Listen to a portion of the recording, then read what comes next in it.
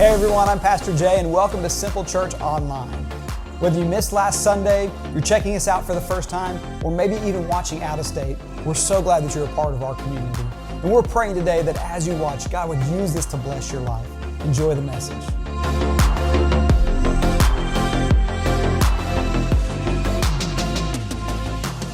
Welcome to Simple Church. I'm excited today. I hope you had a great 4th of July week, and I'm excited to get back into the series. Before we do that, I forgot to mention this last week, but I want to say a huge thank you to all the guys who came up to cut up the trees and get our area clear. They did a lot of hard work. I literally thought it was going to take us 4 or 5 days to do it, but we got it done in about 5 hours. We knocked it out, and so we had about 6 or 7 guys up here helping.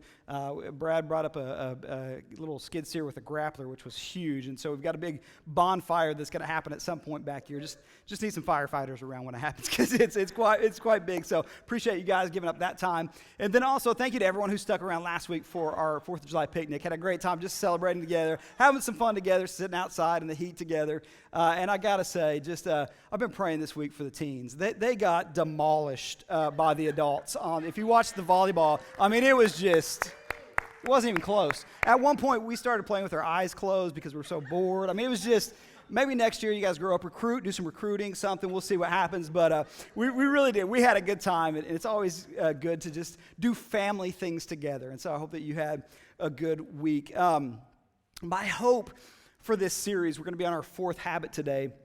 My hope for the series is this becomes common language, maybe even inside your home, certainly around the church here, but even in your home, that this can become some common language.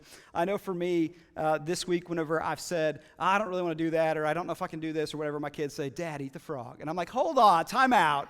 Don't use sermons against me, like I'm the pastor, but I need to be reminded as well. So I'm hoping that this becomes common language.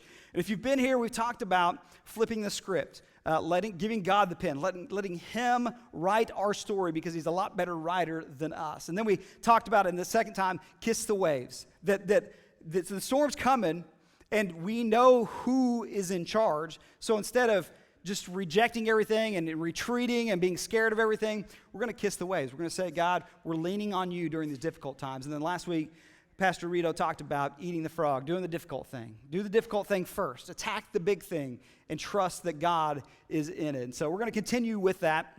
Today we're going to be talking about details. This is kind of a journey that we're going on with the habits. And so today's going to be all about details. How many of you have heard the devil's in the details, right? So I'm going to take a little bit of a different spin on that today. But if you don't believe details matter, play golf, okay? I made fun of golf most of my life. I had a friend who played golf, and I just made fun of it. Thought it was a sissy sport, all those things. Then I started playing and realized it's the most difficult sport on the face of this planet. Why? Because one of 17.5 thousand things could go wrong with your swing, with a bird chirping, you name it. One little thing goes wrong, and it's just your shot is bad, and then it ruins your day. And then, I'm around other people who say bad words. I don't because I'm a pastor, and it's just one of those things. But this week, every year we go to Roaring River. How many know Roaring River, have been to Roaring River? Few of you. So it's a trout fishing place. They've got a hatchery and everything. And so we go there with my in-laws and my family. We just get away, do some trout fishing. It was great. But we always play golf while we're there. So we played at this place called Windmill Ridge in Monet. And it's a great course there. And so on hole number, 16. I should just have you come up here and say, I can't remember things very well, but this is a picture of my father-in-law with his first hole-in-one, okay? Yeah.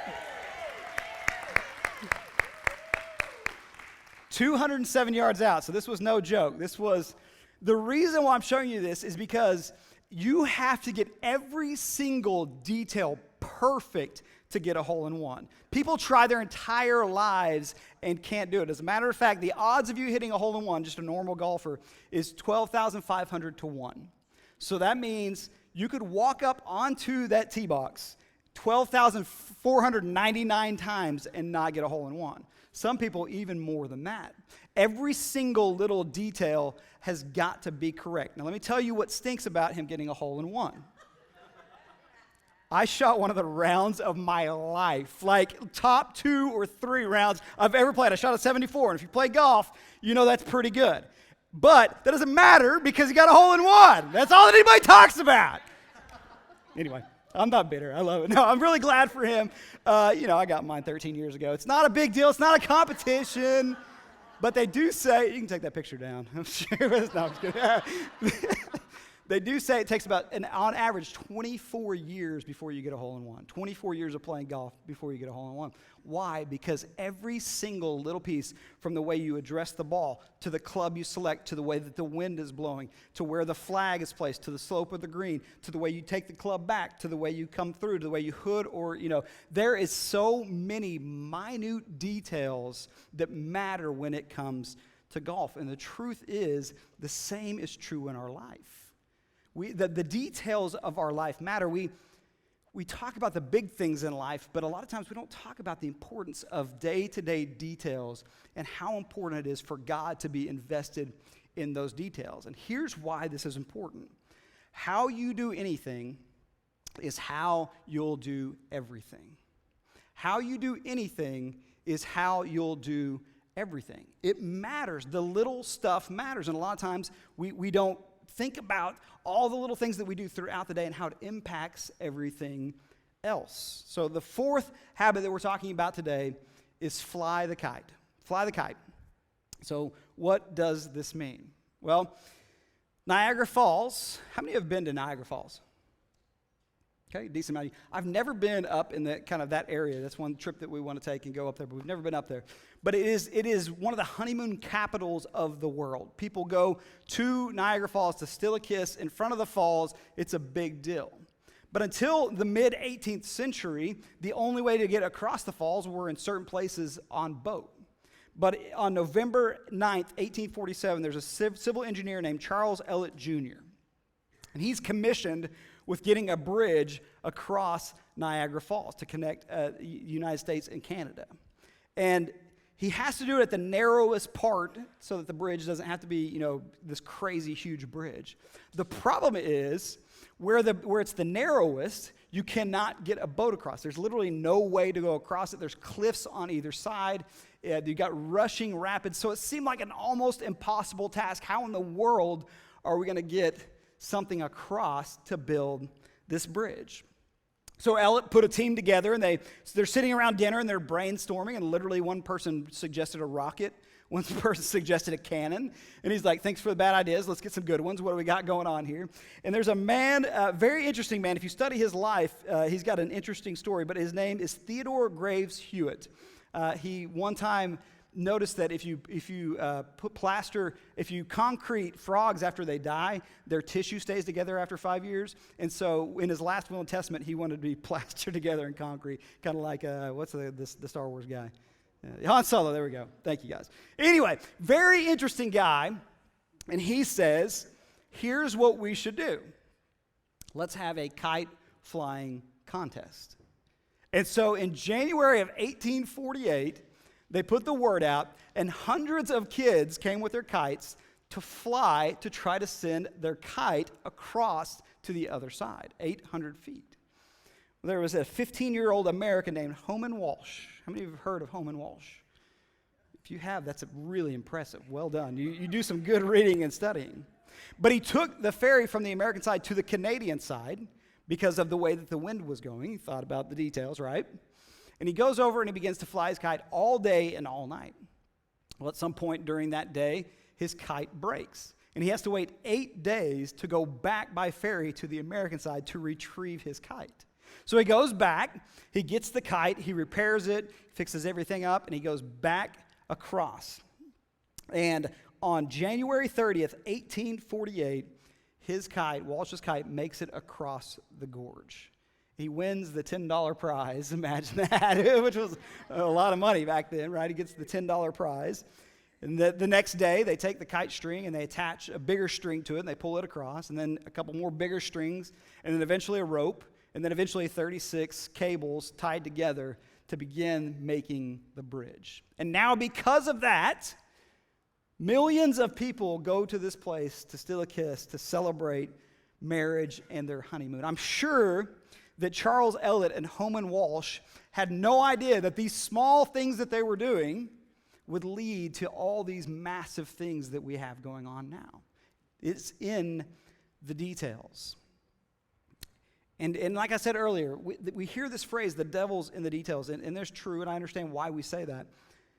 But to be honest, it really should be God's in the details if we let him be.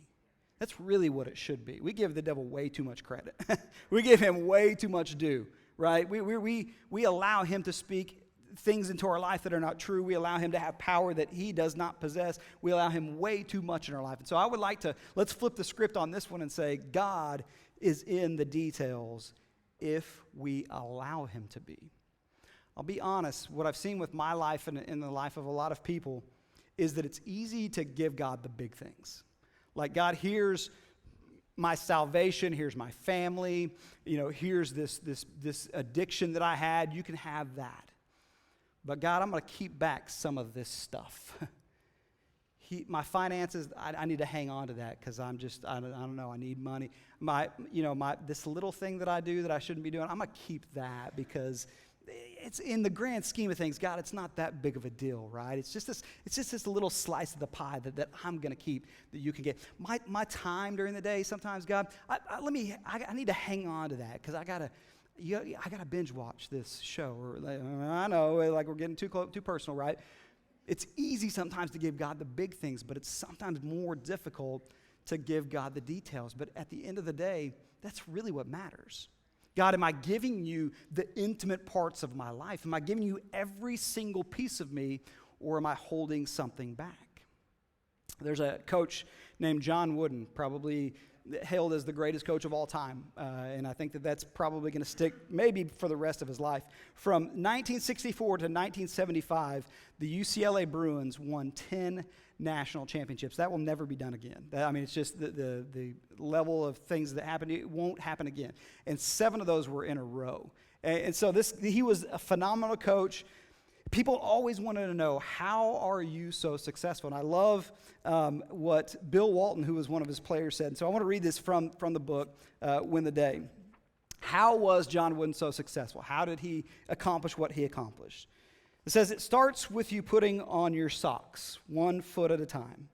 At least that's how former All-American Bill Walton remembered his first day of practice. The first thing Coach Wooden did was call his new recruits into the locker room. Walton was waiting for the Wizard of Westwood to cast a spell and hand them the keys to the basketball kingdom. His first words, "Men, this is how you put your shoes and socks on." "We were stunned," said Walton. "Are you kidding me? We're all high school All-American players, and here is this silly little old man showing us how to put on our shoes and socks." And Wooden didn't stop there. After demonstrating the way they were to pull on their socks, no folds, no wrinkles, no creases of any kind, he taught them how to properly lace their shoes. He also showed them how to tuck in their jerseys and knot the drawstrings of their shorts. Coach Wooden made no assumptions. The question, of course, is why? Like every great coach, I think John Wooden knew that how you do anything is how you'll do everything. How you practice is how you'll play in the game. Coach Wooden explained these seemingly trivial matters taken together and added to many, many other so-called trivial matters, build into something very big, namely your success. John Wooden, the most successful coach in college history, understood that it starts with the details. It starts with the things that nobody thinks matters. And in our Christian walk, in our life with Jesus, those are the things that I think are more important sometimes. We talked about this. We had this big camp experience. Our kids and our teens, they went to camp, and they're surrounded by God and Christians, and for a week they're just kind of inundated with it, and we have these experiences, and we worship together, and we leave feeling just pumped up for Jesus, and inevitably we come back and that feeling wanes, and it kind of gets back to the mundane life, and we get back in the cycle, and we wonder why. Well, God isn't in the mountaintop experience only. God's in the consistency and the commitment of our life, maybe even more so than in the mountaintop experiences. we want to do amazing things for God, right? I think that if we went around the room and we're a Christ follower and I asked, do you want to do amazing things for God? I think every single person would say yes. But that isn't our job. Our job is to commit ourselves daily to take up our cross and follow Jesus, even in the details. And then God does amazing things in and through us. We have it backwards so many times. We think that if we'll just, or if I just, or if I read my Bible a little bit more, if I pray a little bit more, and again, that's what we definitely 100% should be doing, but our thought is, if I do that, then maybe I can do amazing things. The thought should be, I love God so much, I want to be connected with him, and then he just does amazing things because that's who he is. It's about consistency. It's in the details. It's in the stuff that doesn't seem fun, but the truth is, when we focus on giving God the details of our life, God can turn kite strings into suspension bridges because that's what he does. I love, Rattle, where it says he turns seas into highways, right? He's the one who can split the sea, not us. Moses, he parted it with his hands, but Moses, he didn't do anything, right? He was an instrument of God. It was in the details of following God that Moses was used. And if you wonder, why am I not connected with God the way that I feel like other people are? Why don't I always feel God? I just wonder, are you only looking for God on Sunday at church? Are you only looking for God in big experiences? Oh, someone's healed of something, so, now God's real. Are you looking at God, for God in every single area, every single detail of your life? Maybe it's a perspective change that needs to change in you. There's a story in the Old Testament. It's found in Judges chapter 7, and I think it speaks really well to the focus on details and the importance of us just following God and him doing something miraculous. It's the story of Gideon.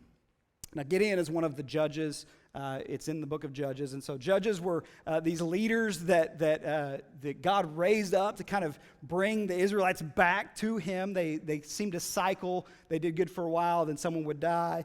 Then they would have false gods. Things would go bad. He'd raise someone up to save them. It was just this consistent cycle. And so he raises up these judges. So as they're making their way to the promised land, Joshua's died, and they lose their way again. So these judges start coming, and eventually it lands on Gideon being the judge. And so they've strayed away from God again. The Israelites are trying to make their way to the promised land, and they're just getting dominated by people because they're worshiping all these other gods. Mainly Baal was one of the biggest ones that they worship. And so God raises up Gideon. He comes to Gideon, and he says, hey, I'm going to use you to really, bring us back and defeat these enemies.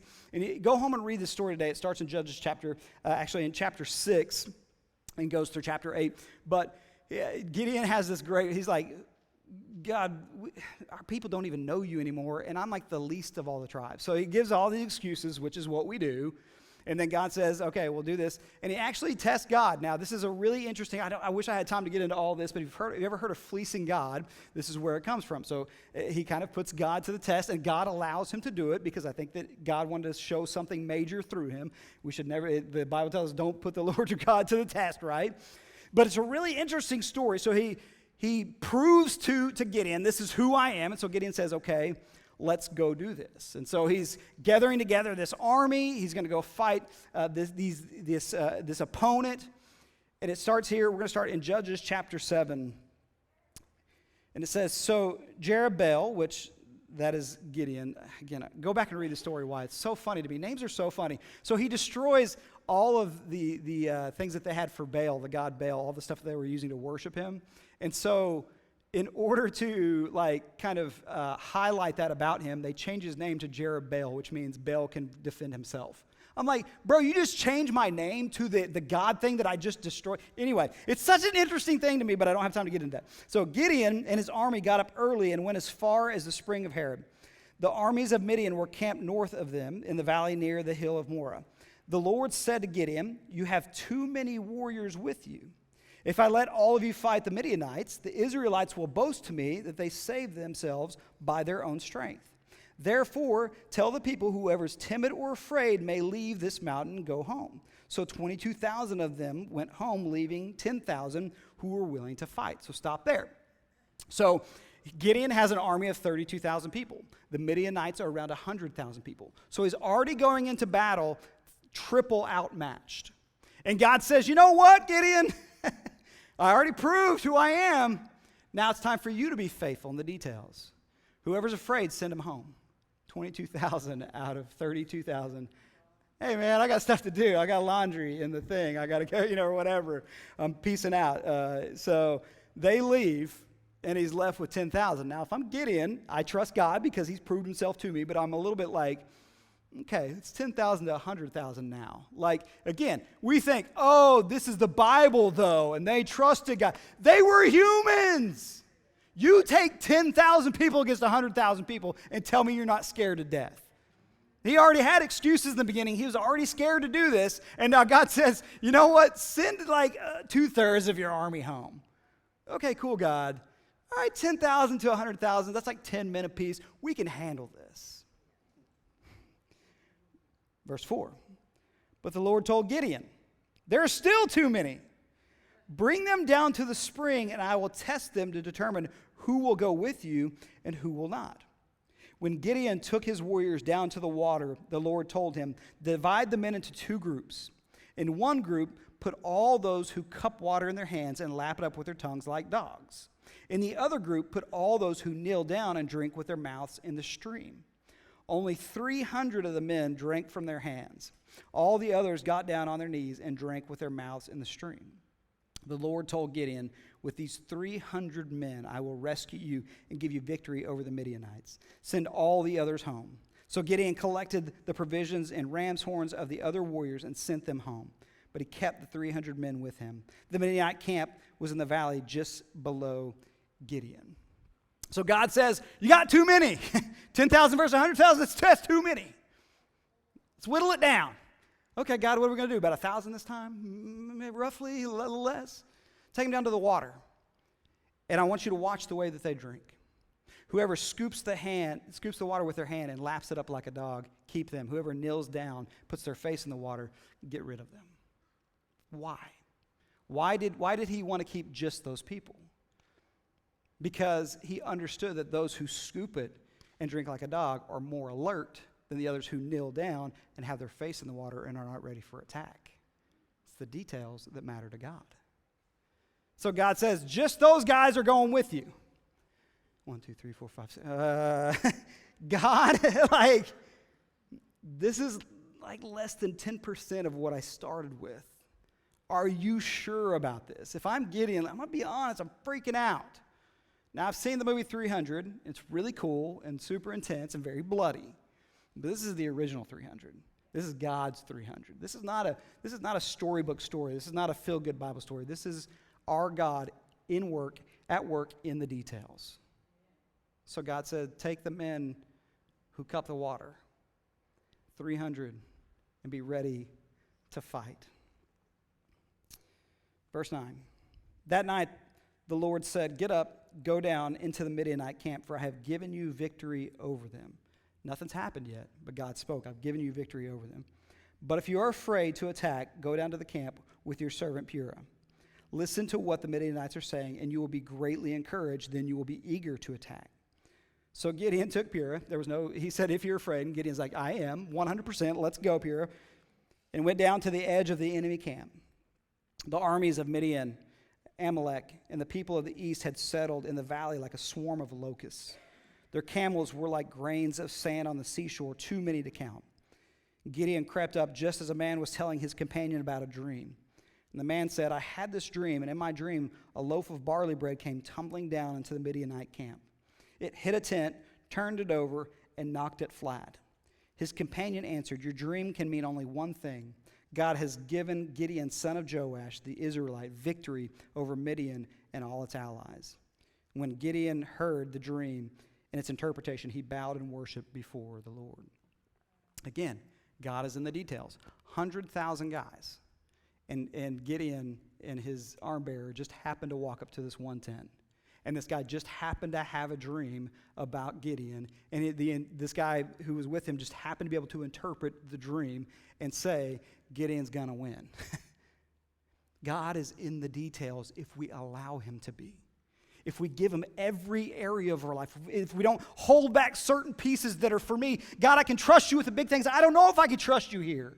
I don't know if I can trust you with my time. I don't know if I can trust you with my job. I don't know if I can trust you with my finances. I don't know if I can trust you with raising my kids. I don't know if I can trust you with this little sin that keeps creeping in. I don't know. And if we would just release that and say, God, if I can trust you in the big things, I can trust you in the small things. You're not just the God of this huge cosmos. You're not just the God who's spoken into the existence. You're the God who numbered the grains of sand. You're the God who knows the number of hairs on my head. Less for some of you, that's okay. He's a big God, but a little God at the same time, if that makes sense. He's the God who created this and is outside the expanse of this universe, but he's also the God who lives in my heart. And I think so many people miss out on the beauty of a relationship with God because we trust him with these big things, and with Sundays, we don't trust him with the details of our life. We don't get up every day and say, God, this day is yours. What do you need from me? God cares about the details. He cares about the little. He wants to know when you're mad. He wants to know when you're doubting. He wants to know when you're upset. He wants to know when you're afraid. He wants to know when you're anxious. He wants to know when you're happy. He wants to know when something great happened. He wants to have that relationship with you, and it's found in the daily details, doing life with him. So here we have Gideon, who hears this dream that's been interpreted. Now he's ready to go. Here's one other thing I'll say before we finish this out. God had every opportunity to say, Gideon, you're a crybaby. You're so scared. Get out of my face. I'll use somebody else. God is patient. God is long-suffering. Gideon, okay, I know you need one more thing. Here it is. God loves us through the things that we struggle with. We think that if we make one little mistake, that God is just going to chop our head off, that God is just this cosmic judge who's up there just waiting to say, ha, told you. I knew you were going to screw up again. I knew you were going to fall back into that same sin. Ha. You're terrible. I'm good. You're bad. Like, that's what we think about God. Because we've allowed the devil to be in the details, not God. When God is in my details, I believe that no matter what, he's going to work it for the good.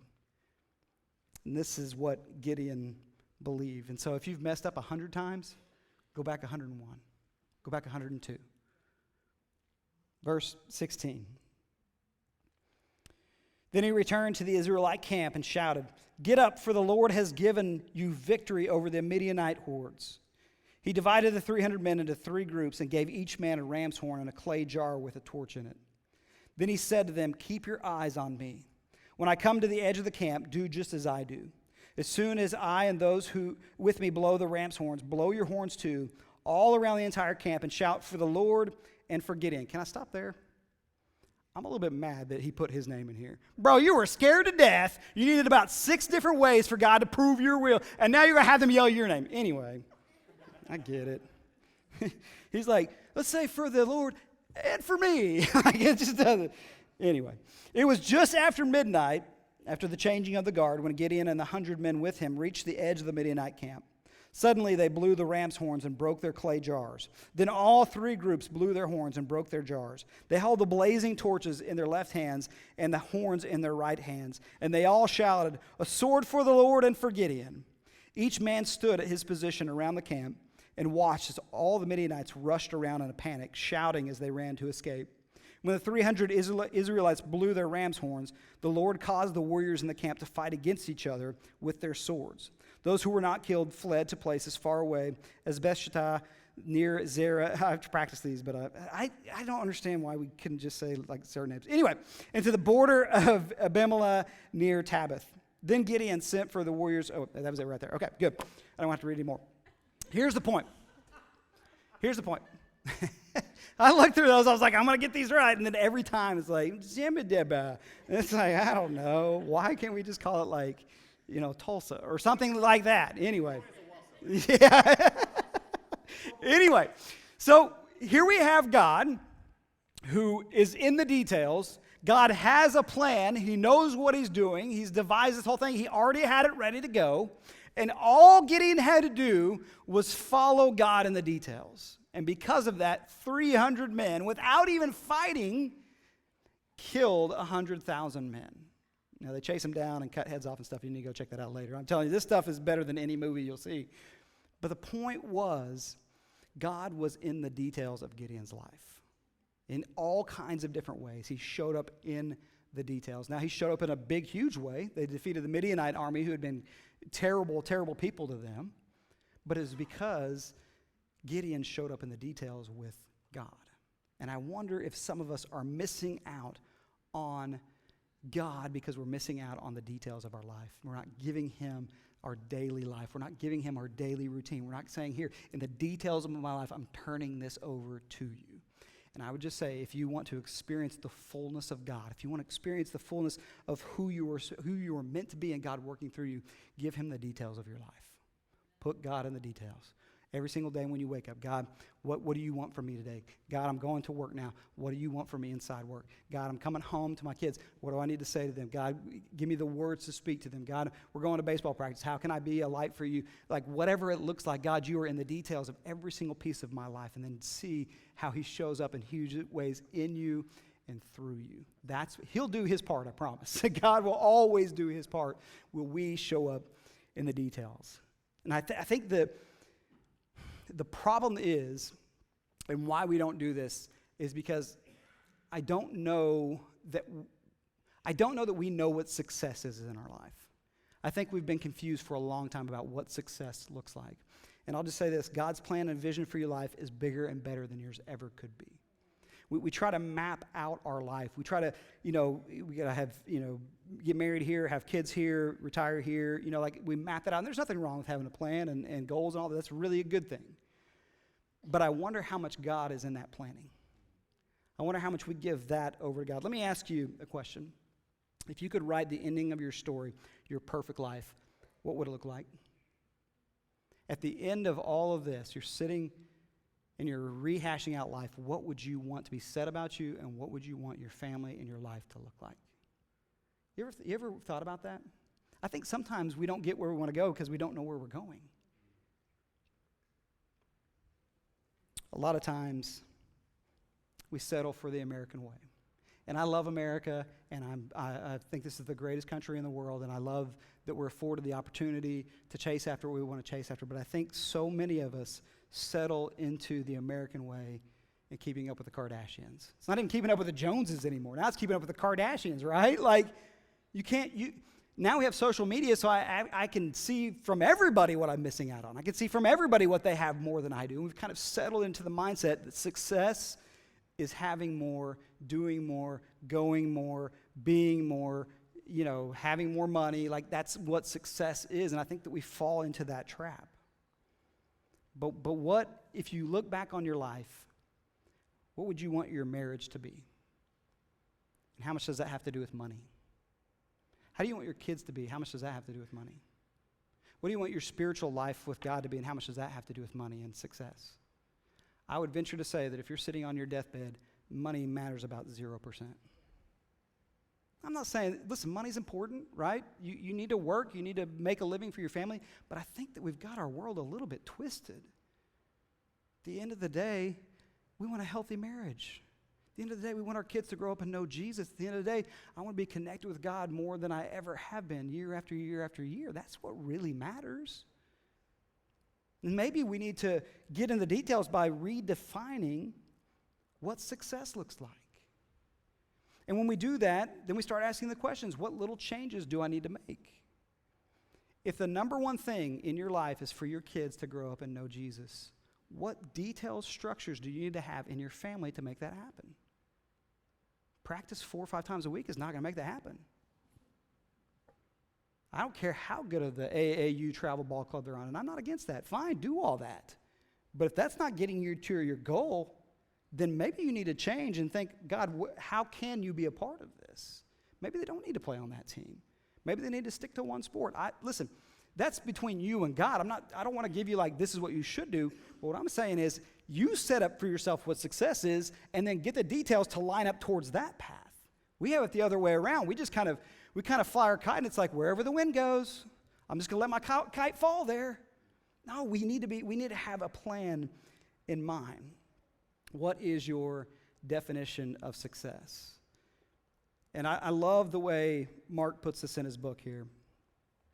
He says, when we define success, it's helpful to think in terms of different categories. Financially, success is raising your standard of giving rather than your standard of living. Spiritually, success is glorifying God and enjoying Him forever.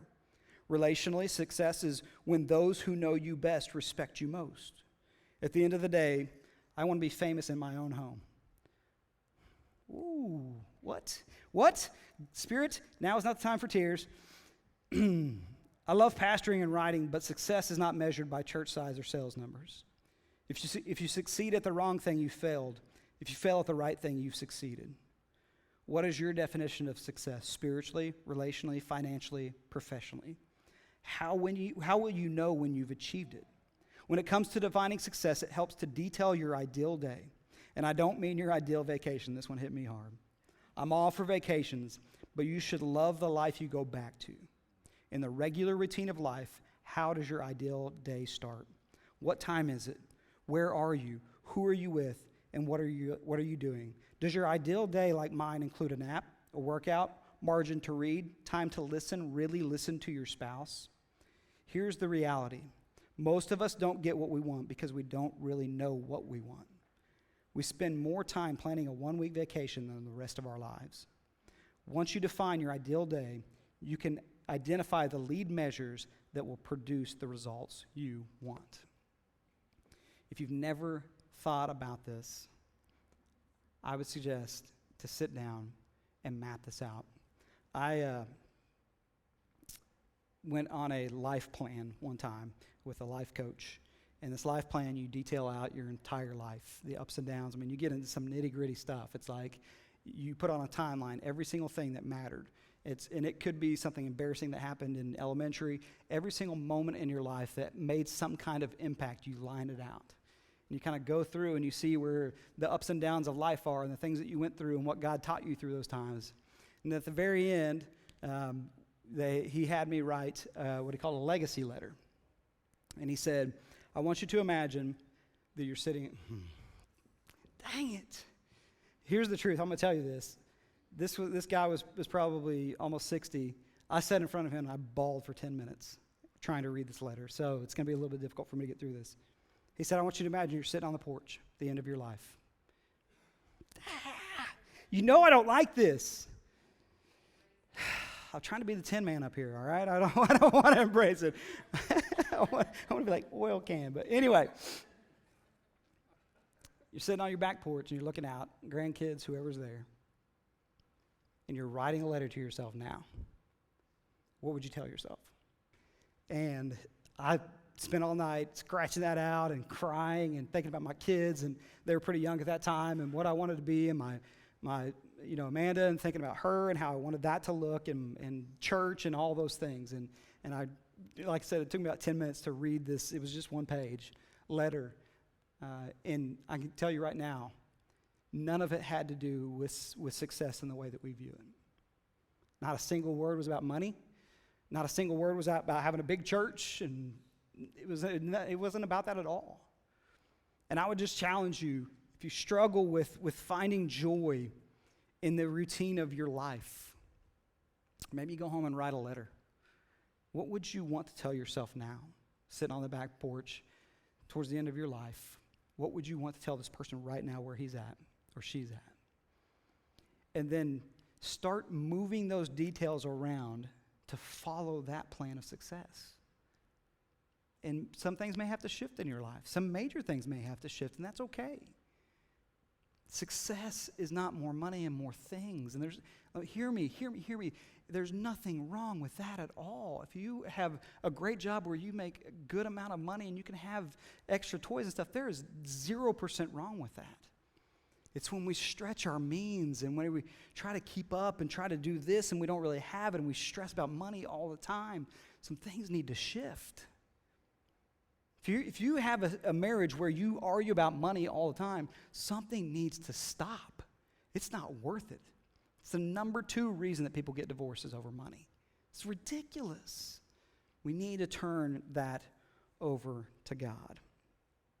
Dave Ramsey says this: we buy things we don't need with money we don't have in order to impress people we don't like. Isn't that the American way? We live paycheck to paycheck, spend every dime that we have to try to keep up with whoever. As Christ followers, we're called to live differently. Success looks different for a Christ follower, and it's found in the way we live out the details of our life. I would say today, maybe even go home and write out what are some of the details that you need to give to God. My morning routine, parts of my job, my computer, whatever. Write down the details that you've been holding back and start praying that God would take control of those. You give him every single little piece. If you don't hold anything back, let him have it, because he can do so much more than we ever could. And little by little, bad habits get broken. Little by little, good habits are built. And little by little, your dreams can become reality. But you have to fly the kite. And you have to fly it in the direction that you want God to take you. In the Lion Chasers Manifesto, there's some great lines about this. But the one that stuck out to me, and maybe the biggest line that in that entire manifesto that grabbed my soul, was the one line that says, "Live for the applause of nail-scarred hands." Live for the applause of nail-scarred hands. Too often, we live for the applause of this world and the things of this world. If my mindset, if I wake up in the morning and say, I'm living today for the one who paid the price for me, it's probably going to change a lot about what we do for that day. It's probably going to change a lot about our life and how we conduct things, our joy, our stress. Remember, this Win the Day, this whole series, what I'm talking about even today, is not to pile more on you. It's actually to take them away. What did Jesus say? Come to me, all who are tired and weary and stressed and burdened, and I will take that on. You take my yoke. You take my burdens. They're really light compared to yours. Let me take that on. Give me the details of your life. Give me your finances. Give me your kids. Give me your job. Give me your computer. Give me those things. You weren't meant to hold them on your shoulders. I can handle it. Trust me with those things. Live for the applause of nail-scarred hands. And I think that if we'll do that, we'll be less stressed, we'll be less anxious, we'll be more joyful, we'll be more happy, we'll be more giving, we'll be more peaceful. And at the end of the day, that's what really matters. What is success to you? That's a conversation between you and God, you and your spouse. But I think we need to really think about the details of our life, and are they pointing us in the direction that God wants us to go? Let's pray. Once again, thank you for stopping by today. We'd love for you to be a part of our family at one of our services at 9 or 11 on Sunday. You can find out all of our information at simplechurchtulsa.com, and we'd love to pray for you any way we can. So please message us, and we hope you have a great week.